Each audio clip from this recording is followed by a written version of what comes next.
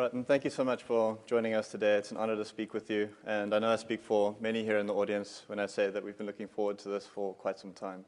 Thank you, Charles. Yeah. I wanted to start at the beginning of your career. As the Dean mentioned, you were educated at Cornell as an architect and a structural engineer, and planned to spend the rest of your career in the United States. But you returned to India, starting on the shop floor, and I wonder what that was like as a young man returning from the United States to India. Well, quite frankly, it was as much a cultural shock. I'd been away for 10 years, and things had changed, and yet they had not changed, and the difference was quite substantive. In addition to which, I didn't return to India to spend time on the shop floor, so I didn't really understand what was being done, and several times during that period of time, I thought of going back to the U.S. And pursuing my career as an architect. And you spent several years, as the Dean mentioned, moving around different parts of the Tata organization. Were you surprised when you got the call from your uncle in 1991 to be chairman of Tata? Yes, I was. Mainly because there were many contenders for, not many, a handful of contenders for that position from his own team of people. And it happened very suddenly, and you begin to feel that a leader, he was there for 50 plus years as chairman, and you start to believe that somebody's immortal and that he's going to be there perpetually. So when he calls you in and says this is what he wants to do, it shakes you up, and suddenly you feel all alone. Right. And you faced quite a formidable challenge, as the Dean mentioned. When you took over as CEO, the organization Tata was large and sprawling with independent business heads that regarded their own business as their own personal fiefdoms, didn't necessarily play together well. And you were in an economy that was changing rapidly. And your uncle was considered a titan of Indian business and very large shoes for a young CEO to fill. How did you go about establishing your credibility as a leader in those early days? I had two problems. One were the actual market problems of a large business house that had operated very traditionally, and the other was internal to the company of several titans, if you might, who didn't want any change to take place, and I guess a certain amount of resentment also. So the first 5 years were akin to Clint Eastwood, if you might, which tended to be filled with trying to get these elderly, very prominent people out of the way. It was not done with bullets. It was done with persuasion and I'm sorry to say, with money. So the first 5 years were spent in creating an environment where change was possible. And then I've been blessed with an organization that has been displaying considerable spirit in wanting to make a change. And many things that we did had not been done before, but I was always pleased to see that the response from the organization was tremendous. Without that, it could not have been done. And one of the things that many of us here as students, we study is the inertia of organizations in the face of change. How did you go to inspire the leaders and frontline staff to believe in the vision that you set out and some of the changes that you wish to implement? That was difficult, and then to some extent, I would have to humbly say that I failed. One of the first promises I made publicly was that we'd rationalize the group and reduce the number of businesses and reduce the number of companies. I often talk about the first thing that I did with great gusto, which was to get us out of the soaps and toiletry business, which didn't seem to fit. And I ran headlong into an issue of what were we doing. We were getting rid of a company that had second and third generation employees. It was an unheard of thing, and who was this person who was making change for the sake of change? Right. And I got attacked from all quarters. The media attacked me, the stock market attacked me, and of course there was a resentment from within the company as to which company would follow now after this. The net result was a new chairman so keen to succeed and not wishing to have failure, suddenly being bombarded from all quarters. There was no second company that got sold. Right. And I put my tail between my legs and tried to look at other forms of growing. Right. And you've said in the past that risk is a necessary part of a business philosophy, and certainly over your career, you've made some significant bets. And the Dean mentioned a number of the acquisitions. I would also think here of the launch of the Indica, India's first indigenously manufactured motor vehicle. How did you get comfortable making such consequential decisions and, to your point, convincing others to follow you into them? I think convincing myself that it would work is a judgment call in terms of the faith you put in your people to do this. And case in point was on the Indica. Conventional wisdom said that you couldn't enter the car business without having a collaboration, and certainly to think of designing a car domestically and producing it was an unheard of thing. My friends, as we launched the car, started to distance themselves from me. Right. And it wasn't for me, it was to distance themselves from failure. Right. And it was the trust one had in the young team to put this together that drove it.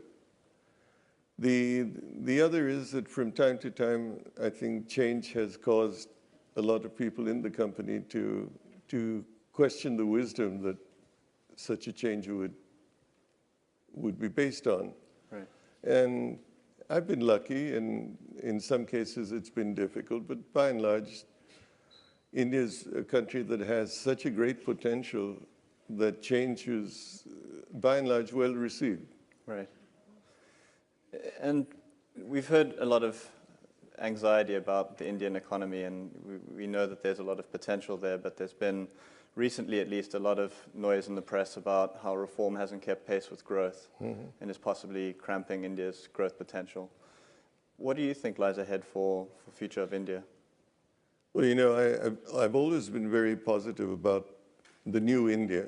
Right. And I've been saddened by the fact that after several years of very progressive growth, there's been a stumbling activity that has been a country driven by accusations of corruption, not wrong, rightly so, crony capitalism, and a government that has withdrawn its pace of growth. Right.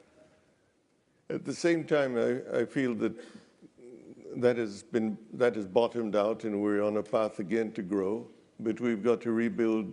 We've gone from an 8% plus growth rate down to sub 5 briefly. Right.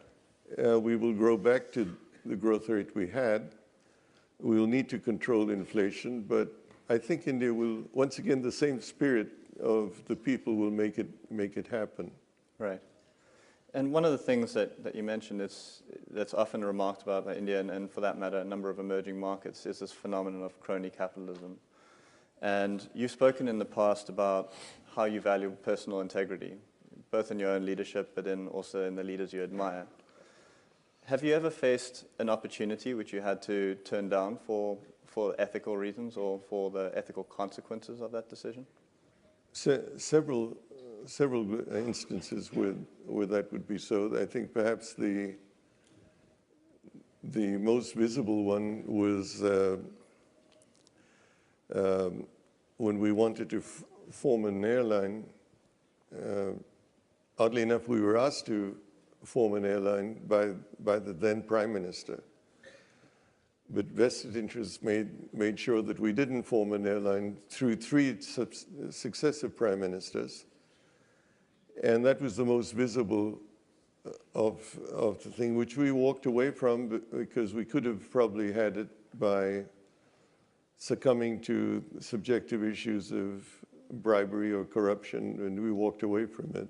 Right. Well, airline would have been something we really wanted to do. We pioneered aviation in the turn of the century. Right. And it was emotionally something that we would have liked very much to be in again. Right. I know both you and your uncle JRD were both aviation enthusiasts. So Yes, I can imagine the disappointment that you must have felt. One of the hallmarks of your tenure as CEO has, in fact, been the move away from India and transforming Tata from an Indian business into a true multinational. What prompted the move abroad, and what were some of the biggest challenges you faced in doing so? To a great extent, it was the issue of having the need to grow and a need to take a view that you'd grown in India in some cases. We had a fairly substantial market share, and that as a group we ought to look beyond the shores of India to another economic cycle in which we would operate. Now that has its pluses and minuses. We didn't ever foresee that Europe would go through the downturn it did, right. And that was where our major investments lay. So it was a quest for growth and changing the ground rules to say that we could grow by acquisitions, which earlier we had never done. Right. The international expansion, though, was not without some controversy. And aside from the economic rationale, there was also emotional consequences. And I'm thinking here of the acquisition of Tetley Tea. Yeah. The idea of a beloved British tea brand being bought by an Indian company must have stirred some hearts in England. And if they did, it was quite quiet and dignified. The more vocal one was the more vocal one was when Jaguar and Land Rover got acquired. Right. And that was far more emotional and far more visible. Different reactions from different quarters. Some concern that an Indian company was going to take over vaulted two very venerable brands. What were they going to do with it? Yeah. Ford had not been able to make a profit with them. So what was this Indian company that had no experience in the premium car segment do with such a company? Concerned by the workers that we were going to close down plants and move them to India, and a general feeling that in England that another British brand was gone.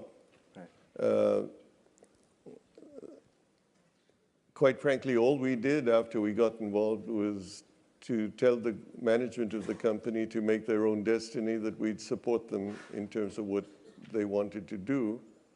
And of course, the marketplace has been very conducive to what we have done. Right. So I think the Jaguar Land Rover thing was much more fiery than the tea. And there's gulped very quietly and as I said, in a very dignified way. No doubt the British stiff upper lip was what they applied Yes. there.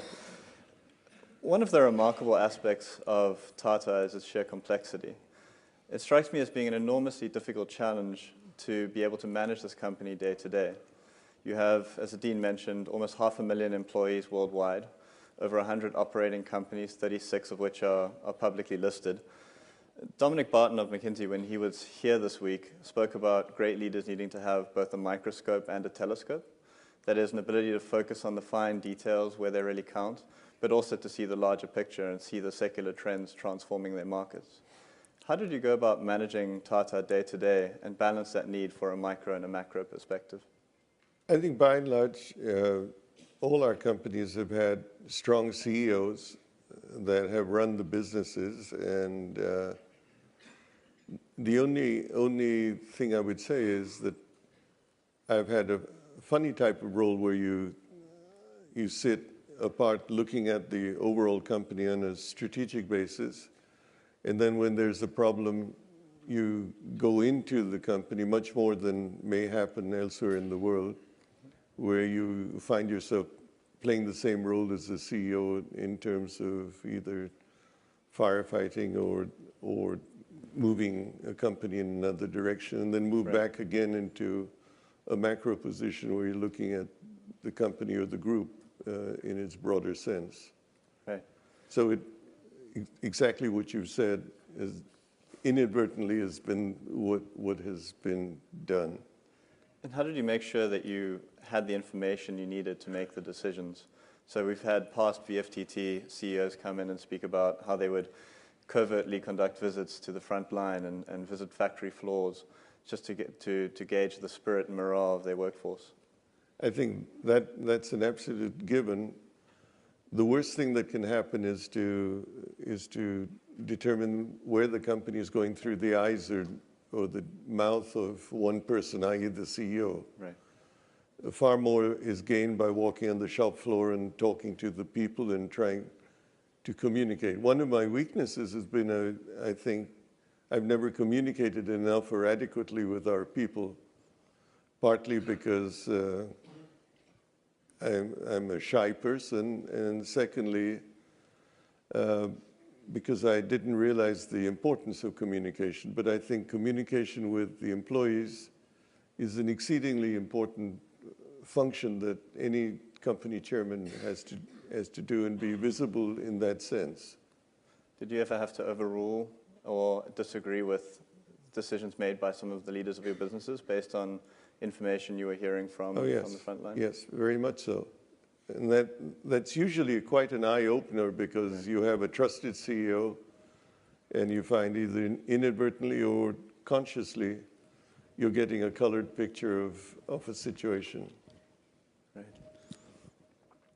Another one of the approaches that you took at Tata, which is a hallmark of your tenure, is the focus on the bottom of the pyramid consumer.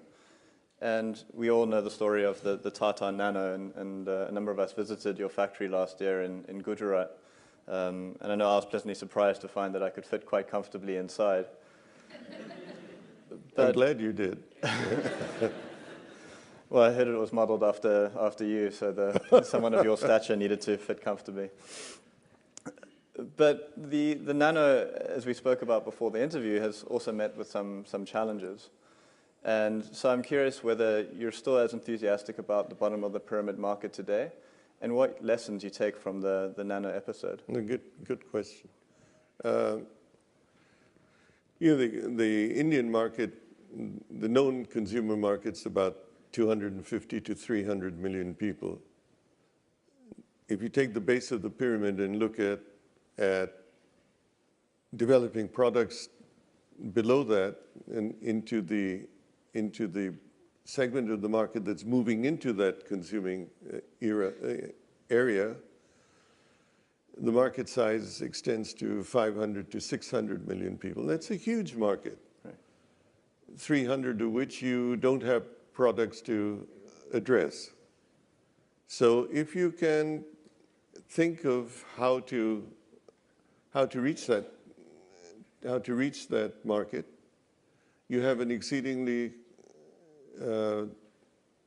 large potential market. And a case in point might be the cell phone industry in India. Right.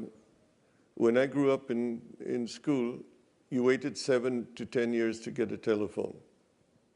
There was a government incumbent company, or government monopoly that had limitations to refuse to grow. Rates were high.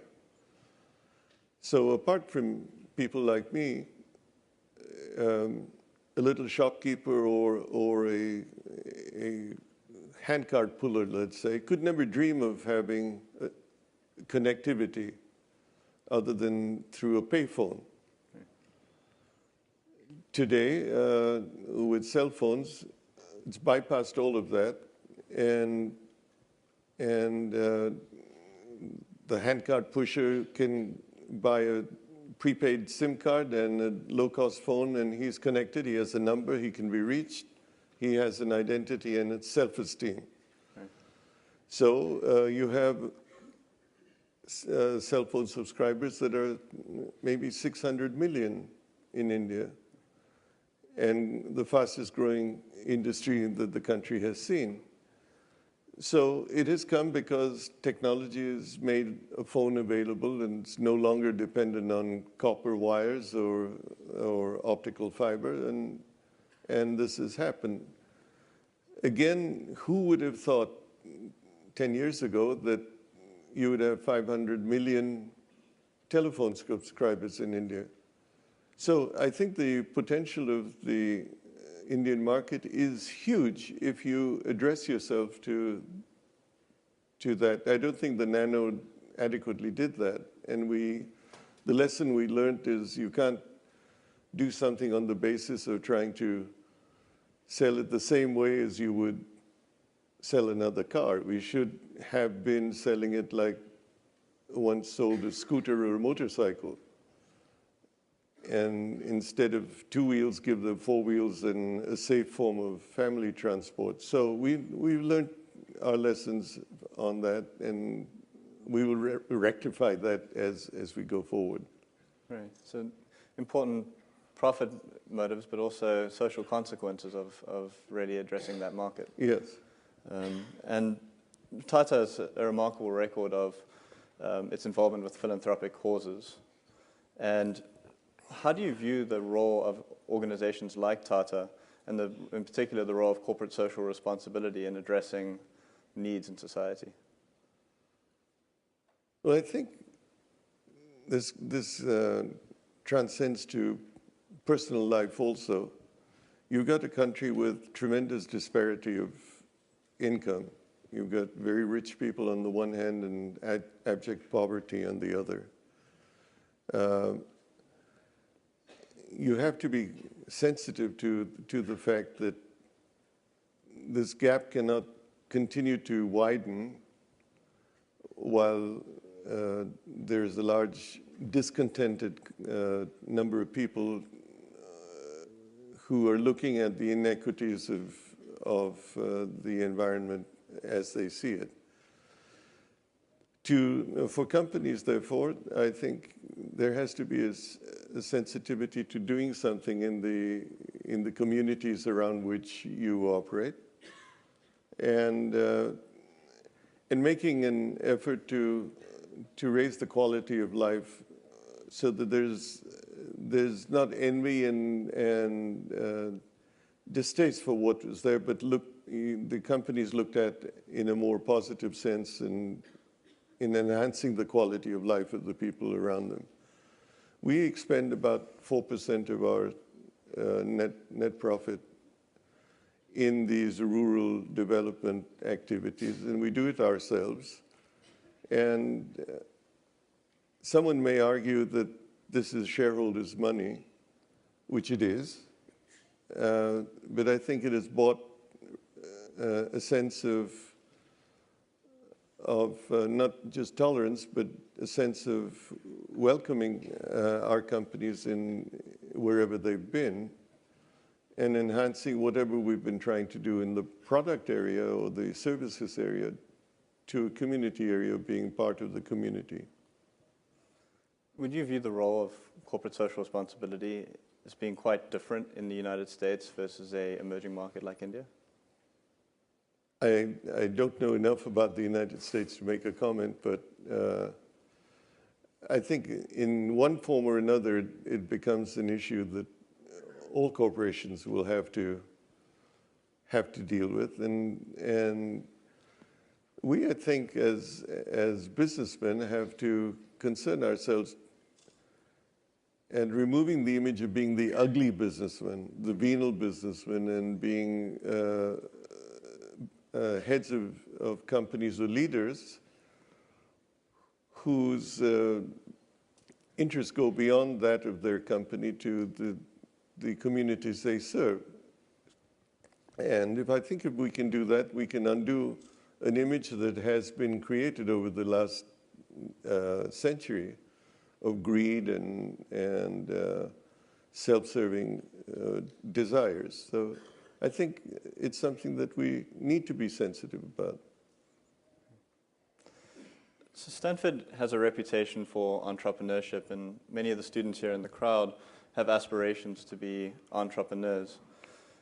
Do you think the innovation taking place in emerging markets is going to be driven more by multinationals like Tata, or do individual entrepreneurs have the ability to disrupt major markets in India and others like it? I would hope that it's the latter. I would hope that we can home grow enterprises in various countries. I think what the United States has had, which is very different, is it's had an environment where a good idea driven by people who have merit has a better chance of being supported and financed and nurtured than you might find in developed countries. Very often a good idea dies in a developed country, or even, a developing country, or even a developed country outside the United States, and that person finally moves to the United States and makes a success. Right. And it's because the environment allows that to happen. So I think there's a need for a supporting environment to take place, but I would hope that we would see more and more local companies being entrepreneurial and creative and being, at some stage, a global player. Right. And certainly we've seen a number of countries try to replicate the success of Silicon Valley and have found that it takes a unique mix of ingredients, whether it's human capital, legal institutions, and so on. Are you hopeful that India will be able to create that dynamic within its own country? I think the potential exists. Now, whether India does or doesn't will depend, unfortunately, to a much greater extent on government policy than it does in a totally free environment. Right. I mentioned when you took over that many external observers, they thought you had large shoes to fill in taking over from your uncle. Now, with another transition of power, Cyrus Palonji Mistry has his own large shoes to fill, that of yourself. I wonder what advice you would give Cyrus as he takes on his task as chairman. I've told Cyrus that he needs to be his own person. That finally was something I did. I realized the shoes I had to fill were far too big for me to mimic the person I was following. And I just decided that just be myself and do what I thought was right would be the way to go. I've told Cyrus the same thing. I think he should feel that he is being his own person and let his personality and his conscience, if you might, drive him. Right. In a moment, I'm going to turn it over to the audience for questions. But one last question before we do. Yeah. At Stanford, we ask one question of all our applicants to the MBA program, which is, what matters most to you and why? I wonder how you'd answer that question. I'd obviously fail at Stanford because I don't know how I can answer that question. To me, I think short term, the transition of suddenly having a lot of time and being able to be the master of that time is a lovely luxury. Whether that luxury becomes boredom as time goes on is something that will need to be seen, and how it gets filled with other pursuits. As head of the trust, I will be involved in some of the things we've talked about in the past few minutes of trying to make a difference in the quality of life of the people in India. But to what extent my next few years will lead me to fulfill that or change from that view, I don't know. So with humility, I'd have to say I wouldn't fall into the success mode that the Stanford graduate would in answering your question. Well, I think over a lifetime of service, we can draw our own conclusions to some of the things that have clearly mattered to you in terms of the impact that you've had on Indian society. I think if seriously, if I said I would like to be seen as being someone who could continue to try to make a difference, I think that would be a very satisfying thing for me to achieve. I think that's a great point to turn it over to questions. A question we have been struggling with in some of our classes is the role that large companies have in creating macro change, and you're clearly doing that in India. And I'm wondering if you have any anecdotes of ways in which you've been able, by your position, to influence the government to make certain decisions that were in the best interest of the country when maybe they wouldn't have. Your question relates to how we are channeling or deciding how and where to channel our funds in that sense, or almost the influence that large business that has a vision for good for the country can have in changing or influencing policy positively. I think I don't know if I'm answering your question adequately, but I think large business has to have an element of orienting themselves to serve a social need also, in addition to just serving a business need. And in our case, I think we may be driven by a business motivation, but we should always be conscious of areas that we feel are not in the public interest. I'm now going into dangerous waters, but we withdrew from activities in the liquor business because we felt that this was an area that tended to be serving a consumer base that perhaps we didn't want to be in. We looked very hard about being in certain natural resource business, which had become rather venal in terms of how those businesses were run. And I think similarly, we've entered businesses, maybe in a small way, which have been what we consider to be a worthwhile thing to do for the communities that we've been in. But I don't think there's been an open and in a very constructive way to do what you've suggested as yet. Thank you, John. Thanks.